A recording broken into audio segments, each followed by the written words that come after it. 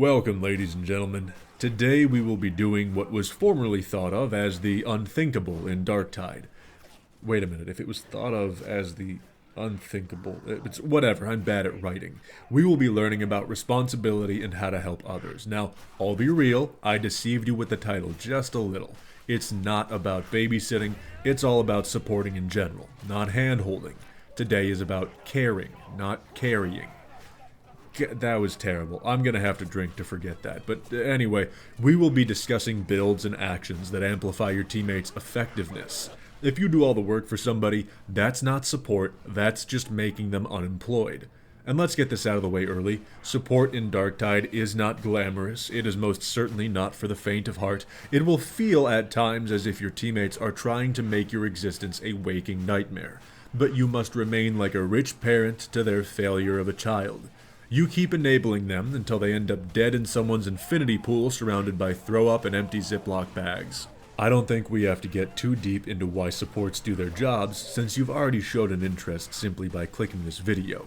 I just wanted you to know from the beginning here that you're not exactly going to be out and about doing Glory Hound adjacent bullshit. You may also notice a lack of stealth utility mentions. This is intentional. Stealth revives, although helpful, do not supersede preventative measures. Think of it this way. It's preferable to support others in a way that keeps them alive instead of getting them back up off the ground when they drop. Plus, there will be several area lockdown and zoning abilities mentioned, making revival an easy task, as well as task completion. Now it's time to get this started, but I want you to bear in mind one more thing. You don't need to incorporate each and every last piece of direction here, and this is not a finite list. I won't be mentioning everything there is to mention.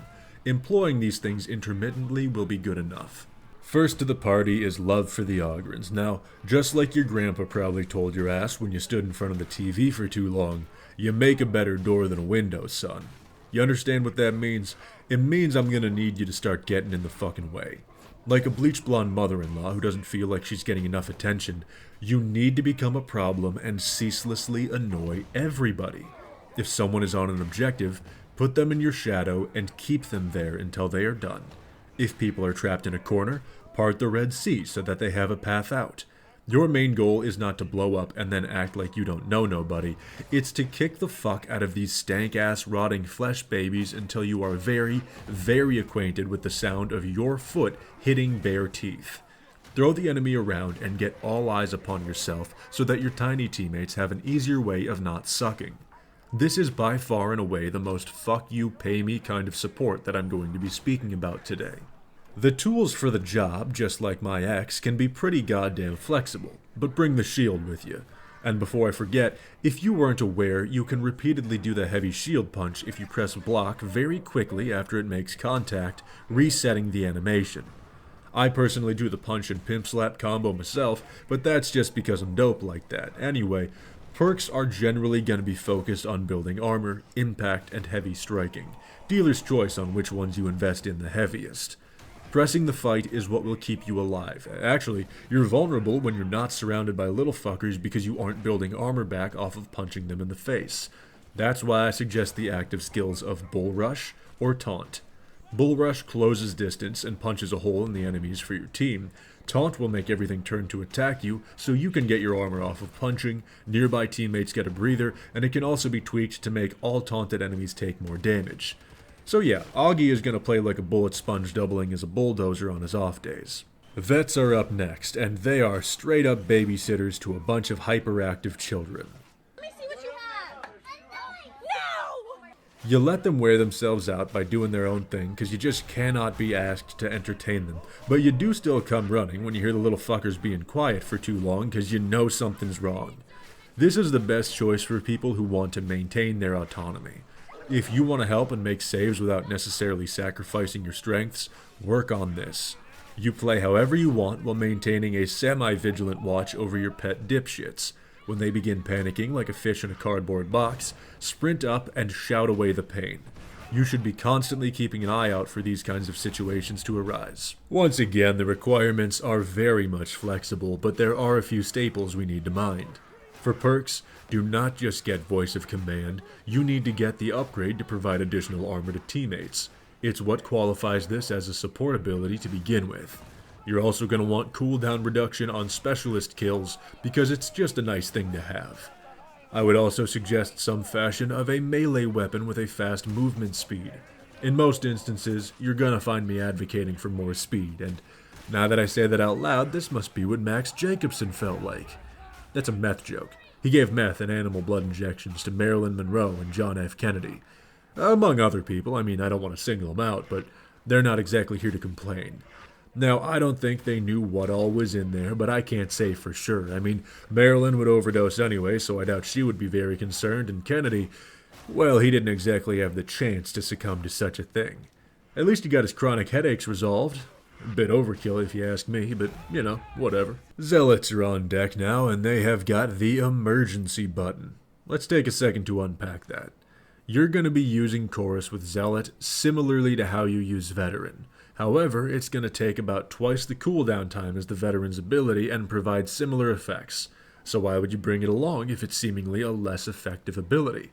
Well, it is and it isn't. While it has double the downtime, it's also got double the effectiveness. The Veteran's Shout is the immediate solution to unpissing somebody's pants, whereas the Zealot's Chorus is a prolonged solution to weak bladders in general. It's the difference between back the fuck up and stay the fuck back. There's not a lot between the two, but there is enough to distinguish them.